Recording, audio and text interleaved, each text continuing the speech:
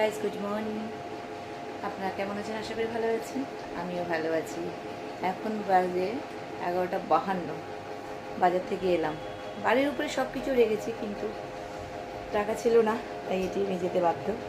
আর মেয়ে পুজো দিবে, ফুল টুলগুলো আনতে গেছিলাম, তো এলাম বাজার থেকে। মাছ বাড়ির উপরে রেখেছি, সবজি টবজি সব। তাও তো গেলাম আর এলাম, তাই না মা? উফ, তাতে কি খারাপ লাগছে, ক্লান্ত লাগছে খুব। যাই হোক, এখন হেসেল ছেলে মর্নিং করে আসবে। কালকে যেহেতু ওর বিয়ে বাড়ি ছিল একটা বন্ধুর, তো বিয়ে রাত্রেবেলা খেয়ে দিয়ে ওরা বেড়াকেই ছিল, তো ওখান থেকে মর্নিং ও ধরে নিয়েছে। 2টা-2:30টার দিকে চলে আসবে। বাড়ির উপর কাতলা মাছ রেখেছি, তো কাতলা মাছের হালকা করে একটু ঝিঙে নিয়েছি, ঝিঙে দিয়ে আলু দিয়ে হালকা করে ঝোল করব। গরম পড়ে গেছে। আর নিম পাতা নিয়েছি, নিম বেগুন করবো আমার জন্য, আর ওদের জন্য কিছু একটা ভাজা টাজা করে দিতেই হবে।